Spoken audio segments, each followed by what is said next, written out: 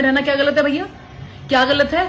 अगर शादी करके पूरा बर्बाद करके एक दूसरे के घरों को, उससे बेटर अगर जो इंसान दिमाग लगा रहा है कि माँ बाप ने शादी करके ड्रामा मार रखा है, उससे पहले मैं खुद जाके देख लूं भाई ठीक है ठीक नहीं है, उसमें क्या गलत है? वाह दीदी, वाह दीदी, नहीं दीदी, वाह दीदी, दीदी, दीदी। आप शादी से पहले किसी 4 जगह मुंह मारते हो या लिव इन में रहते हो तो कोई प्रॉब्लम नहीं है, ऐसा खुशबू पटानी जी का कहना है। जी हाँ दोस्तों, जो कि दिशा पटानी की बहन है। अब लड़कियां लाते हैं 25 साल की, अब 25 साल की लड़की 4 जगह वो मुंह मार चुकी होती है। मतलब इतनी सी बात सुन के खुशबू पटानी जी को इतनी मिर्ची लग गई, इतनी मिर्ची लग गई कि बता नहीं सकता। 2-3 दिन से तो वो बैठ ही नहीं पा रही है। होता ना, मैं इसको समझा देती कि मुंह मारना क्या होता है। I would have make him understand clear and these are bloody anti-nationalist lot. You should never be supporting such bastards of highest order.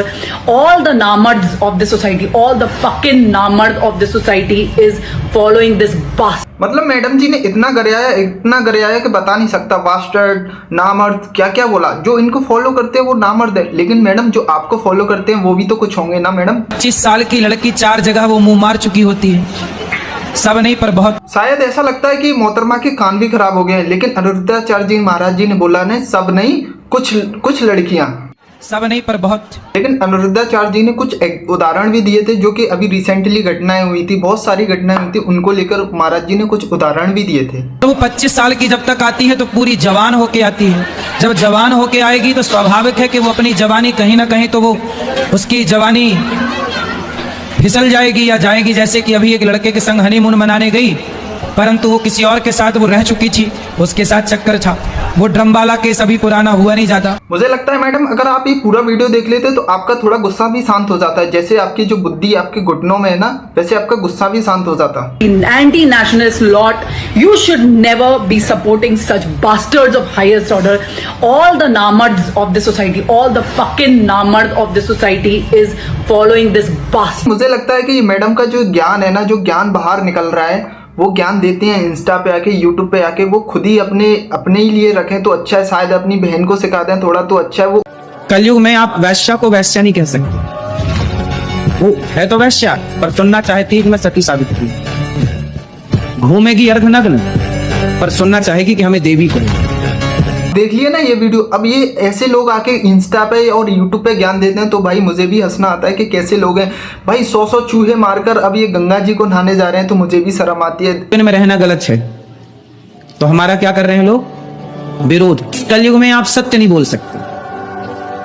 कलयुग में आप वैश्या को वैश्या नहीं कह सकते। वो है तो वैश्या, पर सुनना चाहती है कि मैं सती साबित करूं। घूमेगी अर्धनग्न, पर सुनना चाहेगी कि हमें देवी को।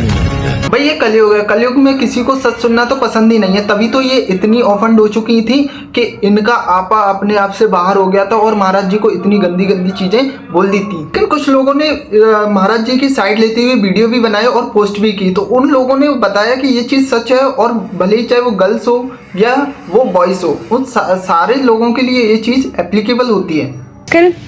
एक वीडियो बहुत चर्चा का विषय बनी हुई है प्रेमानंद जी महाराज की, जिसमें वो कह रहे हैं कि आजकल युवाओं का विवाह केवल इसलिए नहीं चल पाता है क्योंकि उनका चरित्र पवित्र नहीं है। 4 जगह उन्होंने रिलेशनशिप रखे हुए हैं, उसके बाद वो विवाह कर रहे हैं, तो फिर कैसे चलेगा?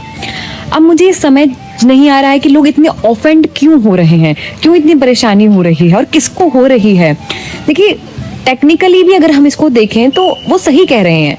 जैसे मान लो किसी के 4 रिलेशनशिप्स रह चुके हैं और अब वो विवाह कर रहा है या कर रही है, तो वो कंपैरिजन शुरू कर देता है कि इसमें तो ये कमी है, उसमें नहीं थी, उसके साथ ये सुख था, इसके साथ नहीं है, इसके साथ ये दुख मिल रहा है, उसके साथ कभी दुख ही नहीं देखा। ऐसे कंपैरिजन शुरू कर देते हैं और उससे रिश्ते बिगड़ते हैं। जो व्यक्ति ब्रह्मचर्य के बाद ब्रह्मचर्य का पालन कर फिर विवाह करेगा तो वो बहुत अच्छे से अपने गृहस्थ जीवन को चला सकता है। और यही होता था, ब्रह्मचर्य होता था, फिर गृहस्थ जीवन होता था, फिर वानप्रस्थ होता था, फिर संन्यास होता था। सिंपल था। अभी ठीक है, अब की जनरेशन के बारे में कुछ कह नहीं सकते, लेकिन उनकी बात ठीक थी। वो टेक्निकली ठीक भी बोल रहे थे, शास्त्रों के अनुसार बोल रहे हैं, वो बिल्कुल ठीक बोल रहे हैं, वो धर्म के अनुसार बोल रहे हैं, धर्म का पालन करने के लिए कह रहे हैं, बस और कुछ नहीं है इसमें। नमस्ते, जय श्री कृष्ण। आपका क्या विचार है, बताइएगा। मुझे लगता है कि सोनम पटानी जी ने शायद ये ऐसा किया है, तभी इनको इतनी मिर्ची लगी, तभी इतनी ज्यादा ऑफेंड हो चुकी थी। अगर तुम चोर को चोर बोल दो तो ना उसको बहुत ज्यादा मिर्ची लगती है।